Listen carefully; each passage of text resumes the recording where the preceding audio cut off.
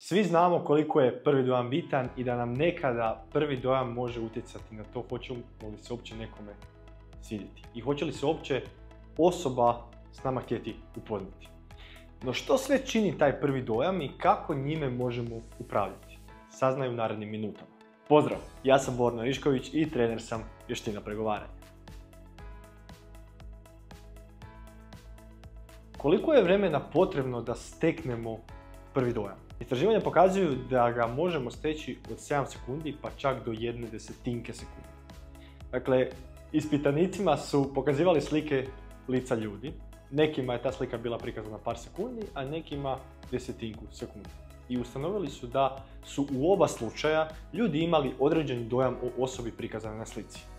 Ono što je iz tog istraživanja meni najinteresantnije je odgovor na pitanje koliko prvi dojam može dugo trajati. Dakle, ispitanicima su u jednoj grupi pokazivali sliku žene nasmijenog lica, a drugoj grupi sliku iste te žene, ali neutralnog lica. Poanta je bila da vide kako će ta slika utjecati kada ispitanike upoznaju sa tom ženom uživo. Pazi sad ovo. Neke od ispitanika su išli upoznati sa ženom sa slike nakon čak 6 mjeseci od kada su vidjeli tu sliku. I znate što se dogodilo? Još uvijek su imali isti onaj dojam koji su stekli gledajući njenu sliku. Samo naravno oni koji su gledali sliku nje nasmiješene su je percipirali toplijom, a oni koji su gledali sliku nje neutralnog lica su je percipirali hladnijom osobom. Fascinantno je da nekoga možemo procijeniti na osnovu desetinke sekunde i da taj dojam može trajati na nas i po nekoliko mjeseci bez da išta znamo o toj osobi. Ok, ajmo vidjeti što je to sve što može utjecati na prvi dojam. Također, volio bih napomenuti da ovo nije nešto novo i da postoji velika vjerojatnost da se s ovime već upoznati ili upoznata, ali upravo iz tog razloga što toliko nešto podrazumijevamo, zaboravimo iskoristiti. Velik broj nas uzima ove stvari zdravo za gotovo, a mogu biti poprilično utjecajne u situacijama kada su nam najpotrebnije. Stoga gledaj ovaj video kao podsjetnik na nešto što si negdje već čuo, ali valjalo bi ponoviti. Ok, što je to što sve utječe na prvi dojam? Na prvi dojam utječe prije svega način na koji se odijemo, to svi znamo. Naša postura, to jest kako se držimo. Može utjecati rukovanje, tonalitet glasa, a u današnje vrijeme itekako mogu utjecati društvene mreže na to kakav dojam imamo o određenoj osobi. E sada, ima još mnogih drugih, ali ovo su samo neke osnovne stvari koje ćemo danas pročiti. E sada, pričajući o ovome, svjestan sam da misliš da je ovo površno, ali mi ćemo neminovno steći neki dojam o osobi u tih prvih par sekundi. I jednako tako će netko steći dojam o tebi. Htjeli mi to ili ne. Smatram da je kompetentnost nešto što ne možeš samo tako utjecati, ali na prvi dojam itekako možeš. Ako prvi dojam može biti toliko utjecajan na osobu i pomoći nam u određenim situacijama, zašto ne bi razmotrili načine kako da nam pogoduju u najboljem mogućem smislu. Prva stvar, kao što sam rekao, odijevanje. To je nešto što sam već obradio u prijašnjem videu, pa da se ne ponavljam, samo ću ti pokazati ove dvije slike. Pogledaj ih i reci što misliš o ovim ljudima. Sada pogledaj ove dvije slike i reci što sada misliš o ovim ljudima. Vrlo vjerojatno se tvoje mišljenje malo promijenilo. Samo na osnovu toga što su nosili na sebi. Nisam ovdje da zagovaram što bi trebalo nositi, nego da naš način odijevanja itekako utječe na to kako će nas druga strana percipirati. Drugo, postura. Način na koji se držimo itekako utječe na to kako će nas druga strana percipirati. Ali jednako tako moramo naglasiti da tvoje držanje ne utječe samo na druge ljude, nego i na nas, na tebe. Dakle, um i tijelo su jedna cjelina. I kada se nađeš na nekom događanju ili eventu i ako se stidiš, što tvoje tijelo krene raditi? Spuštati glavu, spuštati ramena. Pokušavaš se smanjiti. Zašto? Jer ti signale šalje tvom tijelu, nelagoda, brzo umanji se da ne upadaš u oči. Ali interesantno da je ta komunikacija dvosmjerna. Kao što umom utječeš na tijelo, tako i tijelom utječeš na svoj um. Stoga osvještavajući vlastitu posturu i spravljajući svjesno djelujemo na svoj Tako da je ta komunikacija dvosmjerna. Treće, rukovanje. Nekako je u krugovima riječ da što jače stisneš, to bolje, ali iz osobnog iskustva i iskustva drugih ljudi to je daleko od istine. Naravno nije dobar niti jedan ekstrem.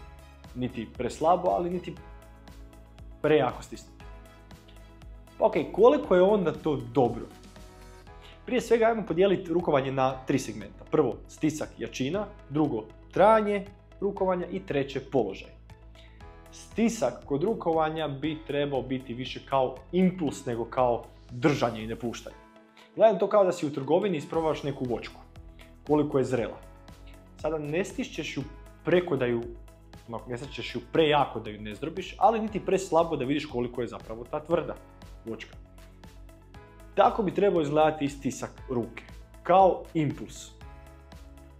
Drugo, trajanje.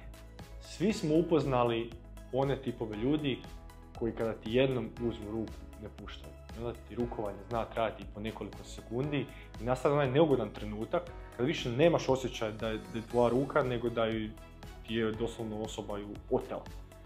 Ok, pa trajanje je poprilično jednostavno. Dakle, 1 do 3 trzaja. Znači ili 1 ili 1, 2, 3. To je to.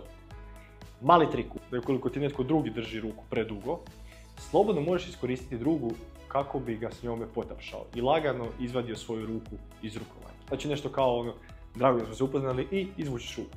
Eto, meni to zna puno puta pomoć, pa nadam se da će i tebi. Treće, položaj. Mislim da je to poprilično jasno kakav položaj ruke trebamo imati. Dakle, dlan je, oko mi to na tlo. Poprilično jednostavno. Četvrta stvar koju bi volio napomenuti koja utječe na prvi dojam.